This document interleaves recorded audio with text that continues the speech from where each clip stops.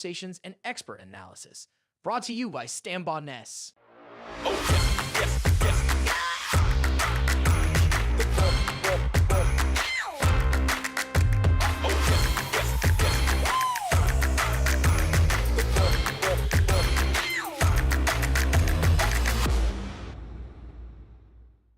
Welcome to AEC Unscripted. I'm your host, Jeff Adams, the Director of Mergers and Acquisitions at Stambaugh Ness. Today, we're going to be exploring M&A through the lens of an engineer with substantial experience working with private equity. I'm delighted to have joining me for this episode, Ashraf Jahangir, the Chief Strategy Officer at Verdantas. Verdantas is an integrated environmental science, engineering, and consulting firm that grew out of the merger of 3 firms in 2020. At that time, it consisted of 280 employees and 15 locations. Now, 4 years and roughly 20 acquisitions later, Verdantas has expanded to 1,700 professionals with 75 office locations. Verdantas is owned by Sterling Investment Partners, a private equity firm based in Connecticut. Ashraf has a 30-year career that began in projects, operations, and client management. But now he excels at establishing human connections through authenticity and empathy, making him an invaluable asset to the AE industry. Ashraf, thank you so much for joining us today. Thank you for having me, Jeff. Ashraf, please, before we dig in here, tell us a little bit about your background. Like you said, I grew up in this A&E industry over the last 30 years. I started working for a small family-owned engineering company in Texas, and 5 years into it, it was acquired by Kleinfelder, at that point an employee-owned company. And this was at the end of 99, and I have jokingly say that you name a position there, I've done it. When we opened an office in Fort Worth, it was 3 of us, and those days you always answered the phone, and we had to take our turns answering the phone. I was fortunate enough to sit in the company's board. So I always say from answering the phone to sitting in the company's board, helping with on the operation side, a lot of the client strategy growth, running international operation. I was really fortunate to have a wide exposure to the different sides of the business and working with a fantastic group of colleagues. So that was really great. And about a year ago, I joined Verdantas. Verdantas was really attractive to me. There is just so much going on in the industry. When I was having conversation with Jesse Kropelnicki, Verdantas CEO, he just took on the role at that point, or was about to take on. And more I started having this conversation, it really dawned to me that there is something special going on in this company, especially with its focus on employees. And that was my big attraction. And since I've joined, I can tell you that I've been drinking that Kool-Aid, because everything that I see, what we are doing, trying to grow the company, but remaining truly focused on our employees, this has been remarkable. So I'm very excited for this opportunity and enjoying the ride. That's awesome. So you're serious when you said you've done about every role within an organization. You've seen it from every angle, it sounds like. Yeah, I've been very fortunate. The company provided me with opportunities. As my wife always said, that I will settle into a role in a year or two, and the company will ask me to do something new. And the challenge still begins, but I'm very fortunate to see our industry from so many different angles, both from a business operation, people side, of course, and the client side. So, yeah. So now in your current role as Chief Strategy Officer, tell us what you're doing now. So, as the name implies, right, I am working with our CEO in establishing our overall strategy as a company, how we grow and where we grow, and also the things we do versus don't do. As you know quite a bit about creating a crisp strategy is to focus on few things and do it really well, and also have the discipline to say no to the things that we will not do. So from an organic perspective, but as an overall growth strategy, we have established where we want to grow, what are the end markets we want to focus on, and how we go about doing that, and using those filters both for organic and as well as acquisitive growth. We definitely want to dig into some of that today, Ashraf. That is a very important aspect that I think sometimes buyers, especially inexperienced buyers in our industry, miss out on because sometimes firms feel like, okay, I need to grow, and they're growing for the sake of growing, and they start doing acquisitions because they need to do that in order to grow. But I run across firms now and then that they struggle honing in on where am I trying to grow and for what purpose? What am I trying to achieve, trying to accomplish here?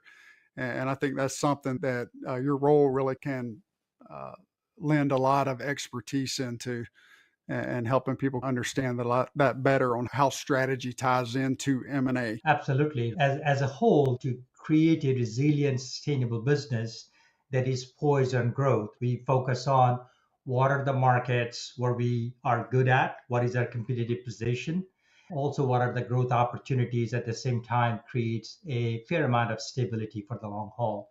So when you go through this market analysis, see what is your competitive position compared to the other people you're competing with. I'm personally a big believer in game theory, so I always look at it. Is this a game we can play to win and outcompete our competition? But also needs to be brought in so that there is a clear idea.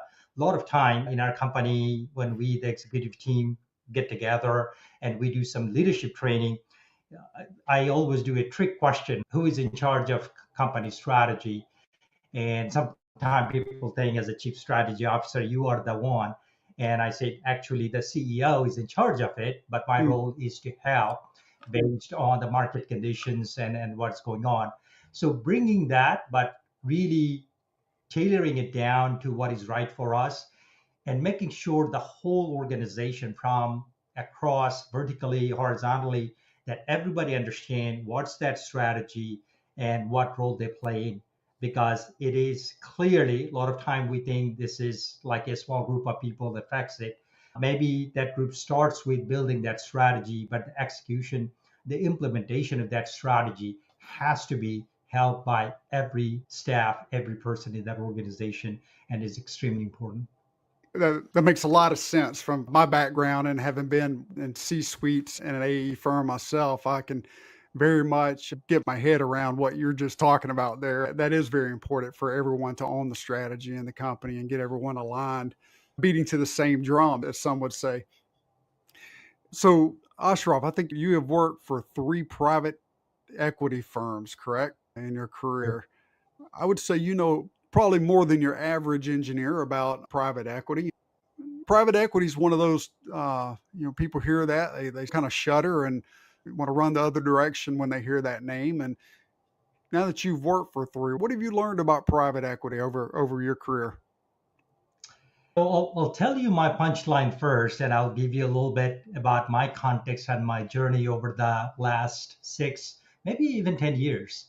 Like you said, I have had the opportunity to work with three PE back firms over the last 6 years, and my experience has been very positive. I found the private equity partners to be supportive. They bring in resources. They are good at things that maybe we into the A&E business maybe not that good at, and they really complement what we do. That has been my overall experience. Mm, And I'll give you a little bit of a context and the journey to that conclusion that I've arrived in today. okay. 8, 10 years ago, I was working for Kleinfelder, which is at that point 100% employee-owned company. Personally, I've known very little about the private equity industry at that point. And whatever little snippets that I would get, it was not positive. There was this idea that private equity firm comes, slash cost, they're not focused on people, and all this kind of thing. So I did not have a positive impression at that point, really without knowing a whole lot of detail. It's almost a hearsay kind of thing. I would say 10 years ago, that's probably where most of the industry was. You'd heard very little. What you had heard was probably coming out of manufacturing investments and things of that nature, where cutting cost was a big part of what they did. So, yeah. So, and then Kleinfelder, I was actually sitting at the board at that point, and we went through a CEO transition. I was a lead director doing a CEO search when we brought in, at that point, Kleinfelder's first external CEO, George Pearson, who is well known in our industry. and has considerable experience, and he brought in additional leadership into the company. Through them, honestly, I started learning a little bit more about private equity. Then Kleinfelder did the recapitalization in 2018 with Windpoint Partners. And since then, coming to Verdantas with RTC Partners and now with Starling. And experiencing this, what I find probably two biggest thing that jumps to me. First of all, as you know, in our industry, we are in some ways in an unprecedented time in the A&E industry. At least I believe in it, right? The amount of infrastructure investments happening in this country, the Hmm. climate change, and those related challenges that we have in front of us, energy transition, right? So Hmm. not even nationally, it's globally, these are the issues. And the engineers and environmental scientists, we play a significant part in helping through this transition. This is our service to our society, our community. And for that, we need a significant amount of growth in our industry. And growth takes capital. So Hmm. what I find that private equity is doing an essential function in our industry by bringing and attracting more capital, which probably otherwise would not have been available, say, 8, 10 years ago.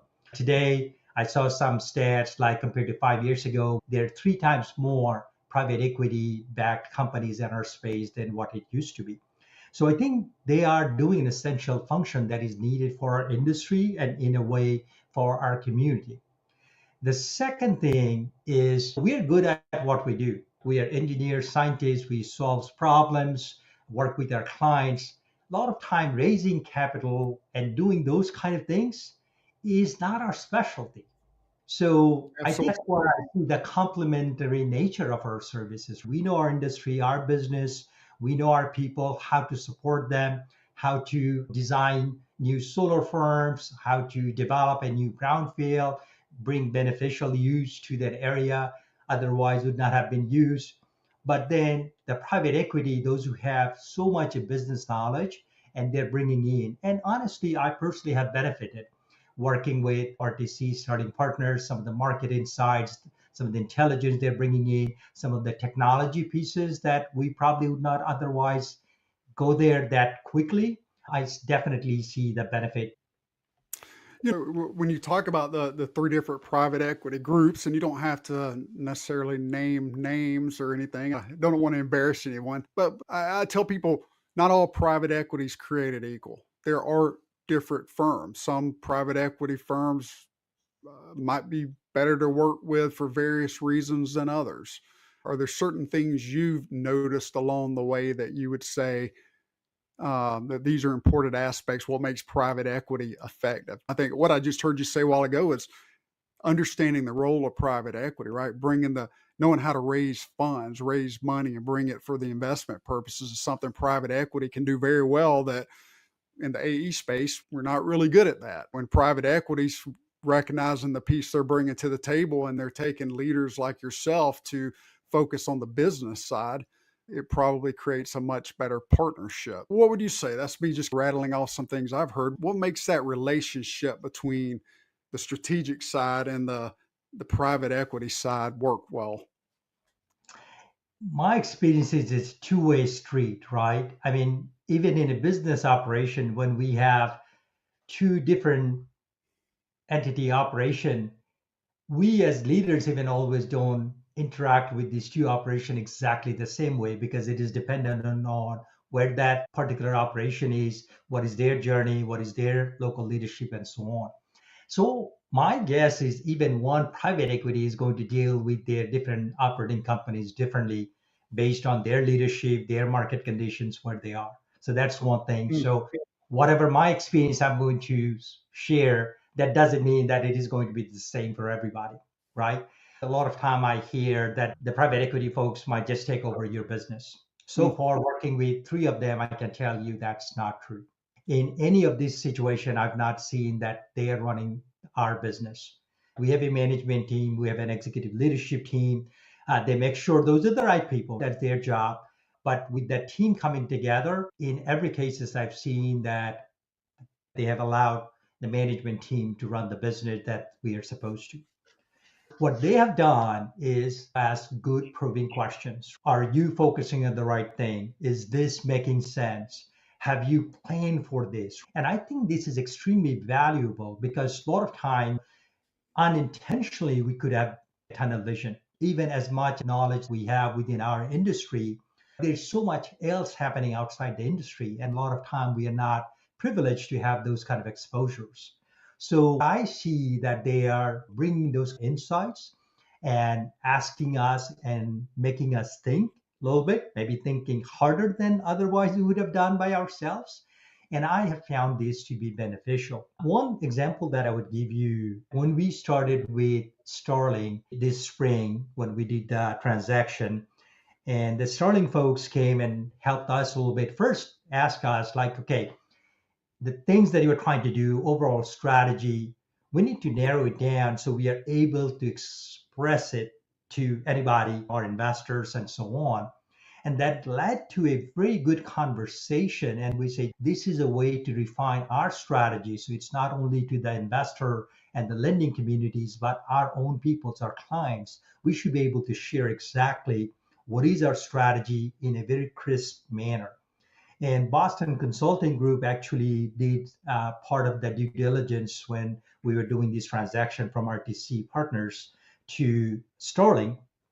So we sought their help, like, hey, you have looked at our company in 9 different ways. So you know us, you know quite a bit in the industry, what's going on. Help us, right? So they worked with us and we went through some of this and said, okay, what are you good at? What is happening in the industry? And we're able to narrow it down like, okay, we are going to focus on the environment, water, and energy transition and Mm. markets, right? We as a company have a pretty nice thing going on. We are a 50-50 blend between engineering and environmental services. Once we started looking at the industry, there are companies who is all engineering, all environmental, or 80% engineering and 20% environmental. There are very few companies with our scale and size and growing that kind of a 50-50 blend. We started seeing some of the benefit that is bringing to our clients. So with that refinement, we were able to say, okay, these are the three end markets we are focusing on. These are the service and the specialty we are bringing in.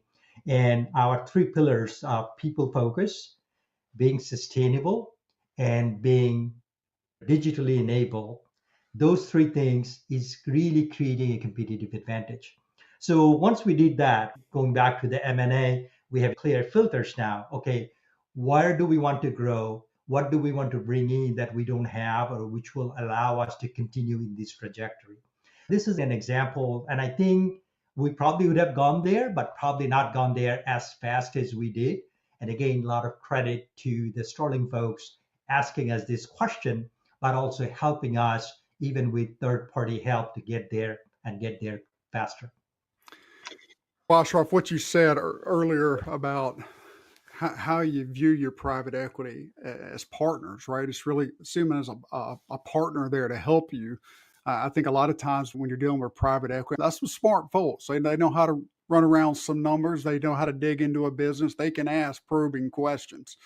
And I think that sometimes they can be questions that we in the AE industry are somewhat uncomfortable with. We've got our proven way of doing things and we just let it go that way and don't like to be pushed sometimes. I think for firms like Verdantas, when you're able to go in there like you guys did and say, wait a minute, this is good for the organization. This isn't an us versus them, or this isn't a trying to convince our investors of the story. It's getting input from our investors who might be looking at it from a little different angle than we are, that might actually open up better opportunities and better processes and ways to address things that make us better as a firm. I love the way you put that together because it got me thinking about how most AE firms out there's a lot out there that's just privately held, right? Single owner, they're calling the shots, may or may not have a management team. They get to a certain size, they start adding some level of management on with them. When they get to a decent size, a few hundred, if they're privately held, a lot of times they're just going to have a board made up of a bunch of shareholders within the firm. So they're still only getting the homegrown experience, the Kool-Aid experience. We all sit there and mix it up together and drink it together. We all agree it tastes well. Sometimes it takes somebody from the outside, and most firms have very few opportunities to get that. You've either got to go get an external board, an advisory board put together or something to help you see things differently, to challenge you, to push you. Or private equity, as you said, is a great way to do that. When you're looking to grow, you need the funding. Go get the right private equity firm to come in there and challenge your way of thinking and help you become better in your strategy. It was excellent the way you laid that out there. One other thing I would add real quickly, as you were telling me, and I was just kind of thinking, the name of our company, Verdantas, initially, as you were talking about, our DC partners started this platform with the investment thesis. They were going to solve a lot of the environmental needs that we have in our country. That started this, and obviously we adjusted it along the way. But the name Verdantas came from this Latin word, the root word being verdant, meaning fresh, green, vibrant. And as you were talking about this, you made me think we would not be true to our name if we are not being open to these kind of ideas, Mm-hmm. right? How things are changing so fast. And if we are just sticking to what we always thought is the case and not open to new information and willing to reinvent ourselves, then we are not the vibrant company that we are claiming to be. So as you were telling me, I was just reflecting. I said, yeah, hopefully we are living up to the name that we have created for ourselves, right? Absolutely. So, Ashraf, you came on board just a few months before the firm was sold. We transitioned from RTC over to Sterling. Can you tell us a little bit, what was that process like, transitioning from one private equity firm to another?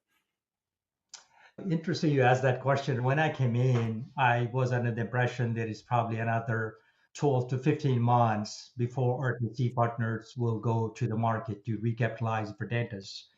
RTC had a prior transaction with Starling, with Answer Advisory, which was a very positive experience for both of the firms in Answer. So all three entities involved had a very positive experience. So Sterling obviously was interested in what else RTC has and which might go through a transition. 4 months into my employment, starting with Verdantas, a lot of these discussions between RTC and Sterling Partners and Verdantas team started taking in shape. This was a proprietary transaction that happened, so without having to go through the full process and going out to the market. In some ways, as a management team, we are thankful for doing that as the process. We didn't have to do 15 times in Mm-hmm. doing so. Personally, it was really fast and furious. There is a lot of information that needs to put together. Some of the earlier conversations we were talking about, what is your broad strategy? Where you're growing? What is the client base? What do you see? A lot of this, as we have been growing so fast, the 3.5 years prior to this deal coming together.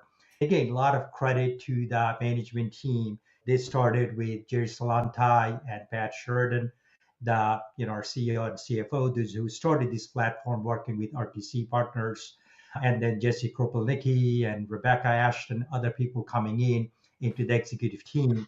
I think this team has done a tremendous job of pulling together.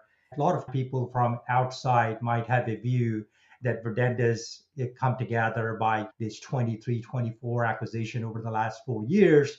So these are a disparate group of people. They're operating independently, and that's not the case. I think a lot of credit to the team that I'm talking about, who worked tremendously to bring this together into a one platform.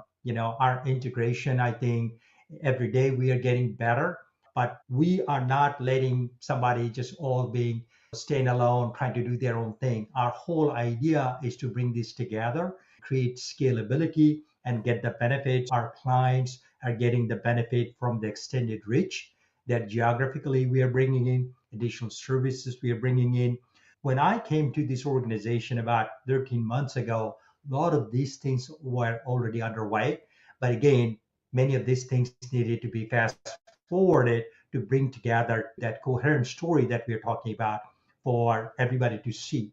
And so, that was a fast and furious process, I will tell you. But it was enjoyable because RTC was very supportive. And just going back to the example that I gave, starting, they did their due diligence, what they should be doing. But even through the whole process, the management team was heavily engaged in that three-way conversation. We never felt like we're not a party to this conversation to begin with. We have a seat in the table, and our opinion, our thoughts matters. But also they were engaging us into it. Even some of the due diligence I was talking about, the Boston Consulting Group, and there's another company did on the financial side. But I was actually talking with the BCG partner last week, and he basically said, hey, when we did this, we had to up our game a little bit because you folks knew your market, your business, and we did it in such an open way that they would do due diligence. A week later, they would come back and say, hey, we are seeing this. Do you agree? If you don't, so we'd have that kind of conversation. The process was very inclusive. And I think it was a very open book conversation. If we're not doing something right, there's an opportunity for improvement. It was daylighted. And as a management team, we appreciated that. As a part of the due diligence, we had a checklist. Hey, these are the things we can do. There's something on the IT front or the strategy side or the operational side, back office side. There is always room for improvement. And it was daylighted, and we said, okay, we will have a 6 months, 12 months, 18 months period, right? It's a journey. So overall, my experience, I found this to be extremely collaborative, very open and transparent in nature, so that there was no posturing. And I said, okay, you say these, but go back and try to do this. I personally felt very much at ease through the whole process, and which is again going through the process, the industry, and just being able to say that I felt comfortable and at ease. Yeah, it was fast and we had to work long hours, all of these things aside, but there was no undue stress other than long hours and everything that you have to do. Well, you guys have grown a lot. I mentioned approximately 20 acquisitions since your founding in 2020, let's say. I think a good chunk of those happened in 2024. What are you guys doing right? What's going well in this M&A driven private equity backed world? What would you say Verdantas is? What do you just got going on well? Interesting. We have our perspective, maybe what we're thinking is going well, may or may not be completely true compared to everybody. I'll tell you, just at least working for two companies and talking with many other companies in their space who has gone through this process, there is two or three things that I like what we are doing at Verdantas. One is pretty early on, just through our network, we have so much relationship in the industry, and we are not afraid to ask, hey, there is something else going on here in our company. What's your plan? What's your ownership transition plan? Or you have your own strategy? Can we become part of your strategy and you become part of a strategy? So we are not afraid to have that conversation. And our CEO, Jesse, does a fantastic job.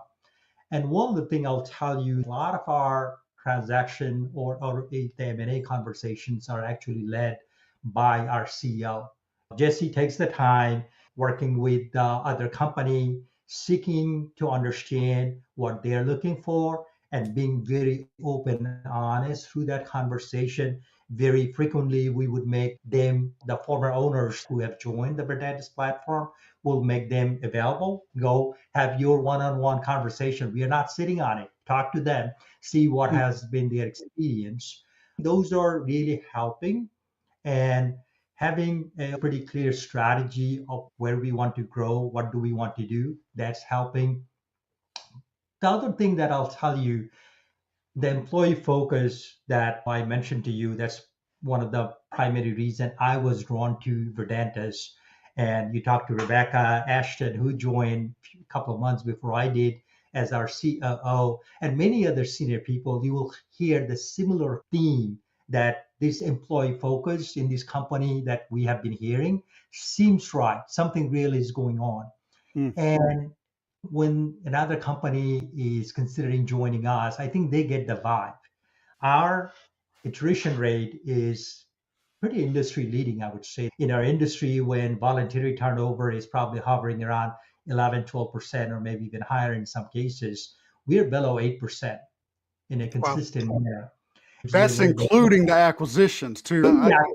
Yeah. So Including 20 acquisitions since 2020, and you've got a lower than industry turnover rate. by a significant amount. And the other thing, just trying to emphasize that point, you say that we track this as a part of the integration, how well we're doing. And any company, those who has been with us for a 12 months or longer period, their attrition historically has gone down. So this number that we are talking about is everything included in the trailing 12 months. If we take out some of the newer companies who just joined with their previous turnover rates and everything, if we even strip some of those away, that numbers even goes farther down. This is one matrix we are super proud of. And then again, this takes a lot of work. How do you make it? Just being open and transparent, being very inclusive in our decision making. We have a lot of focus groups. The executive team come together and we have this bright idea that we're going to do. And I think our CEO does a fantastic job when we said, oh, this is a fantastic idea. We're going to go do this. He said, sounds right. Hey, why don't you pass it by that group of people, those who are going to be affected by that decision? And we do that. And sometimes we'll come back and say, oh, we didn't think about that thing because the users are giving us this feedback. But these also create a sense of openness and transparency. We do several all hands call every quarter, every month at the department level. They're hearing from the executive team what we're doing, what's going well. They're asking questions. Sometimes we don't have the answer. We say, you know what? We're going to find it out. And actually, this morning, Rebecca and I were answering a few questions that came out from those, and we were just making sure that everybody understand because we ran out of time. But we say keep those questions coming, and we'll answer. So I think that creating that kind of transparency and inclusiveness in true sense must be contributing to this retention and the employee engagement that we are seeing. Yeah. Getting the deal done, the transaction. I tell people that's the easy part. There's a process you go through with that, regardless of the size of the deal. The process is roughly the same. There might be more due diligence steps the larger the transaction is. But when it comes to integrating and being able to have such a low turnover rate when you're such an acquisitive firm, that speaks to the integration, the cultural integration, the strategic integration, the communication you have with employees. That's the things that are happening beyond the transaction itself and more the longer term play on integrating everyone in, and something you guys must obviously do well. We are definitely trying. The integration, as you know, sometimes can look like an event that this is a transaction that just happened, but in reality, it's a continuum, right? This is just one event in the continuous process. And how fast you are bringing those people into our systems and folders. And we are doing this. There is a system integration. A lot of credit to our finance and accounting and IT team. This group works tremendously, really hard to these companies that we are bringing in, joining our platform to get onto the ERP systems and all of the tools and access that we have. Information these days, as you can imagine, that more people know and better connectivity that we can create. That's the important thing. As a company, we have a funny acronym called WIG, Wildly Important Goal. We came up with this because we think this is such an important goal that every employee can influence it. Our wildly important goal for this year, which will be the same for next year, is working as one company. We are growing as a platform, different companies coming and joining us, harmonizing all these tools and systems. But the people, our go-to-market strategy, our focus in a particular side or geography, just making sure that we are taking advantage of the full scale of our company, cross-selling, expanding, all of these things, right? We measure it. This is not just a one-line statement. We actually have a forward-looking and reactive matrix. So when we are going after projects and pursuits, we see how many people from different organizations, different areas or different practice side are coming together to go after that pursuits. And then we do the project, we also track that. And we put it into our incentive plan so that all of us, our incentive bonuses, this is one of the metrics that we measure. And we Mm. publish it every month. In our calls, we say that how we're doing it. Those are the things that makes us not disparate groups of people working together, but come together as one company and really get the benefit of the true scale and the size. So let me shift gears here a minute, Ashraf. With you being the chief strategy officer, and you mentioned that you guys looked to private equity to help refine your strategy. When you made the transition over to Sterling at the beginning of the year, how has that changed what your growth strategy is or your M&A strategy? Any changes, or has everything stayed the same?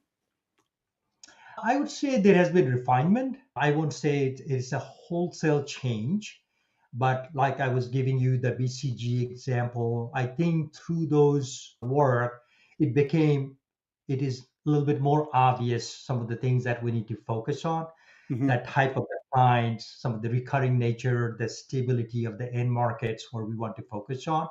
So some of the things that we already knew that was reaffirmed, but also I think from how we go about and using those filters, both from the organic side, but also for M&A acquisition, we are tighter, I would say, definitely from a year ago when we are talking with the company and we talk about the three end markets, right? On the environmental, water, and energy transition side. There are so many other great companies out there, but 80% of their business may not fall into our three focus end markets. And in that case, sometimes it was painfully like we really like the company, we like the people, but then we see that that firm joining us is going to dilute the thesis that what we have of what we want to focus on. So that's driving probably another level of discipline that we were not exercising in the past. Again, we had our filters of the things that we would do. So we would look at the end market side, the business side, and obviously the cultural, the employee focus, the people focused nature that we talked about. Those are always non negotiable, right? Without those, nothing else happens. Hmm. But I think Starling has helped us over the last 5, 6 months to refine it and be a little bit more disciplined. So after doing all of this, we personally would be embarrassed to even bring a company and talk to Sterling and then say, hey, that's not fitting these theses, right? How can we even make that pitch and talk with Sterling? So I think I like that. And I think this is easier for us, even when we're talking in the marketplace, that everybody understand that what we are seeking, the type, and again, whole employee nature of the engagement that we are looking for is extremely important. So if you wanted to You give know, one word, just made me think. I'm sorry. go ahead. One of the things I'll use from a Starling perspective, going back to the employee focus, right? There's a lot of benchmarking data in the industry about culture and attrition and those kind of thing associated with the ownership types, right? And I've seen some of these data like a PE back versus public, private, 100% employee owned. There are some data that looking at Hmm. it. Hmm. So you see the growth is probably a little bit faster with that PE, right? With the capital they're Hmm. bringing in, high frequency of acquisitions. So you see those companies that are growing faster. From attrition rates, there is a mixed bag and there is up and down depending on the ownership. I'll tell you one thing is with Sterling's help at Verdantas, we're trying to create almost the best of the both worlds, creating that growth backed by a private equity, but creating also that culture of ownership and accountability at a personal level that you will see probably more so in an employee-owned company. And to do that, we are going back to the openness and sharing people, engaging people. That's obviously one part of it. But we're also including our employees more and more into the ownership structure. So we have more than probably 350 or almost 400 people now who has some form of equity in the ownership of Verdantas. And our plan is to continue growing that. And again, going back to Sterling, they have been very supportive. I don't know, every private equity is very open to that, but our experience with Sterling has been they have been extremely supportive of that. You know your business. People is your biggest asset. They're the one who's carrying the relationship and the know-how, bringing them more, helping in having them also getting the benefit of the value creation that we're collectively doing. I think that's also, I find it very refreshing. I know it is not always the case in the marketplace. I will give definitely credit to Sterling for doing so. So it sounds like you guys have a really good partnership, and that kind of signifies there's probably or forecasts there's going to be more really good things to come for you guys down the road. Ashraf, as we're wrapping up, as you think about buyers, what advice do you have to maybe less experienced buyers in the industry? Is there one piece of advice you'd want to give them on how to be successful with M&A? So you're talking about from the acquiring side, right? Those Yes. who are not buying companies. I don't pretend to say that I know it all. So, I'm just sharing a little bit of my experience. I'm sure there are much more experienced people than me in the industry.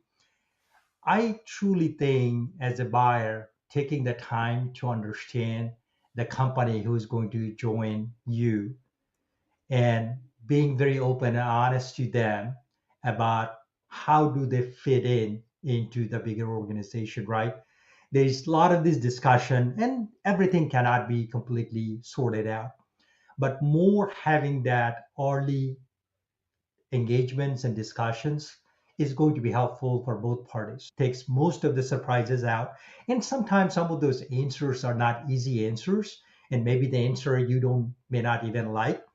I personally feel like having those discussions earlier, even though it might be a little bit difficult, is better in the long haul because it's a long partnership that you're creating.